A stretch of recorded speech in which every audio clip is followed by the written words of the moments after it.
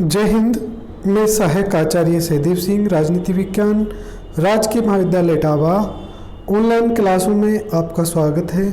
आज हमारा टॉपिक है सरकार और सरकार के अंग, यानी सरकार क्या है, उसके अंग कौन कौन से हैं और उन अंगों में पहला अंग व्यवस्थापिका के क्या क्या कार्य हैं।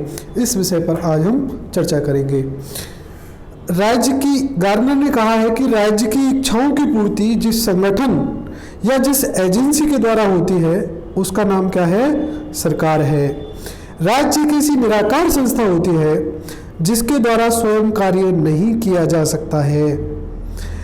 इस प्रकार ये कहा जा सकता है कि सरकार से हमारा तात्पर्य उन सब व्यक्तियों, संस्थाओं, साधनों से होता है जिनके द्वारा राज्य की इच्छा की अभिव्यक्ति होती है तथा उसे कार्य रूप प्रदान किया जाता है। सरकार के अंग, सामान्य रूप से सरकार को 3 अंगों में विभाजित किया जाता है: व्यवस्थापिका, कार्यपालिका, न्यायपालिका। व्यवस्थापिका को पढ़ते ही व्यवस्थापिका का क्या महत्व है कि सरकार के तीनों ही अंगों के द्वारा यद्यपि महत्वपूर्ण कार्य किए जाते हैं, लेकिन इन तीनों में व्यवस्थापन विभाग सर्वाधिक महत्वपूर्ण है। व्यवस्थापन विभाग ही उन कानूनों का निर्माण करता है जिनके आधार पर कार्यपालिका शासन करती है और न्यायपालिका न्याय प्रदान करने का कार्य करती है।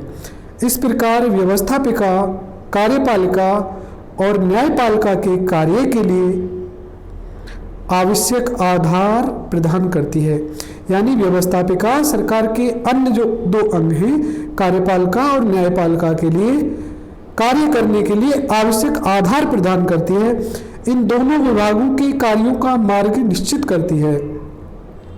व्यवस्थापन विभाग केवल कानूनों का ही निर्माण नहीं करता वरन प्रशासन की नीति भी निश्चित करता है। संसदात्मक शासन व्यवस्था में तो कार्यपालिका पर प्रत्यक्ष रूप से नियंत्रण भी रखता है।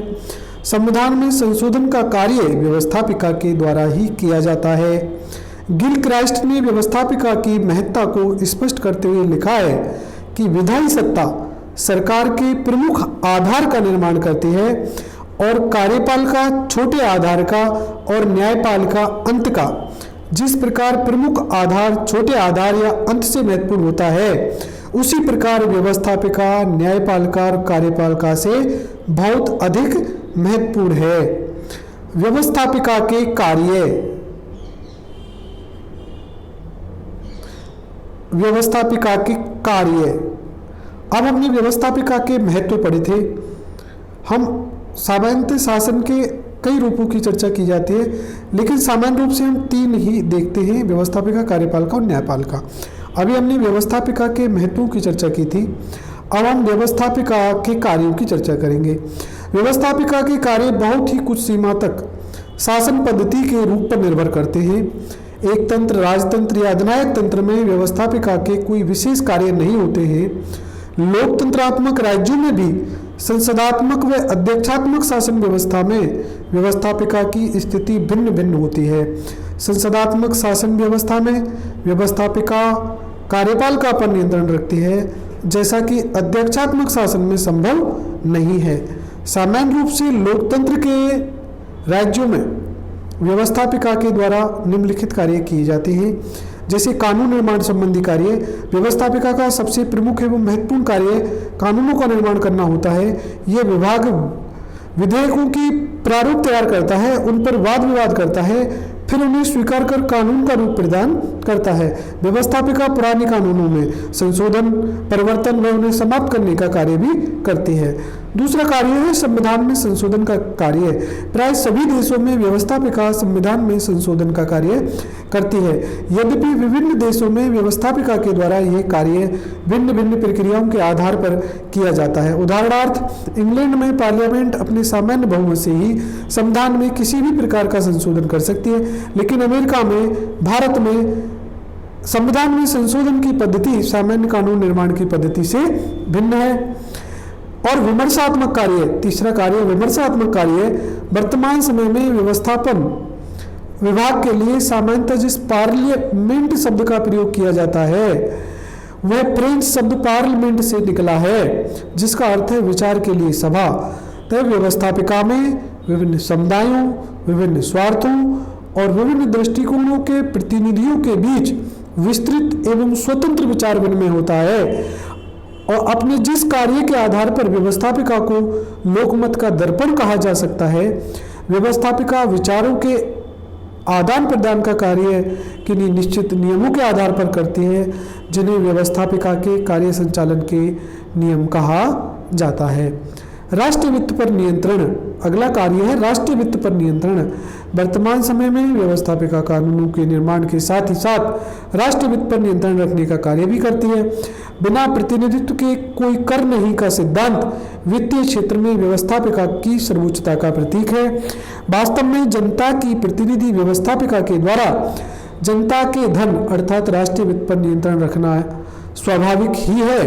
अपनी शक्ति के अंतर्गत व्यवस्थापिका ये निश्चित करती है कि किन साधनों से धन प्राप्त किया जाए और इस धन को जन हितकारी कार्यों पर किस प्रकार से खर्च किया जाए।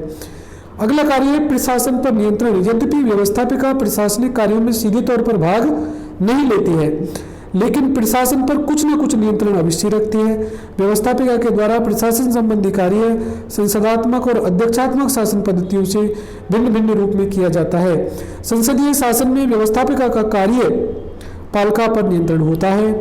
व्यवस्थापिका के द्वारा कार्यपालिका पर यह नियंत्रण प्रश्न, पूरक प्रश्न, स्थगन प्रस्ताव, निंदा प्रस्ताव, बजट में कटौती आदि प्रभावशाली विधियों के द्वारा रखा जाता है और अंतिम रूप में व्यवस्थापिका अविश्वास का प्रस्ताव पास कर कार्यपालिका को पदच्युत कर सकती है। अध्यक्षात्मक शासन में अमेरिका जैसी अध्यक्षात्मक शासन में भी व्यवस्थापिका प्रशासन के क्षेत्र में कुछ महत्वपूर्ण शक्तियों का प्रयोग करती है, जैसे राष्ट्रपति के द्वारा की गई संधियों और नियुक्तियों के लिए सीनेट जो कांग्रेस का उच्च सदन है की स्वीकृति आवश्यक है। दूसरी कि सीनेट के द्वारा जांच समितियों की नियुक्ति करके प्रशासन के विभिन्न विभागों के कार्यों की जांच की जा सकती है। इन समितियों का महत्व इस बात से स्पष्ट है कि अमेरिका में इन समितियों को मछली पकड़ने का जाल कहा जाता है। तीसरी, अमेरिका की व्यवस्थापिका युद्ध और शांति की घोषणा करती है। न्याय संबंधी कार्य, अधिकांश देशों में व्यवस्थापिका कुछ न्याय संबंधी कार्य भी करती है। इंग्लैंड में तो व्यवस्थापिका का उच्च सदन लॉर्ड सभा उच्चतम अपील न्यायालय के रूप में भी कार्य करता है।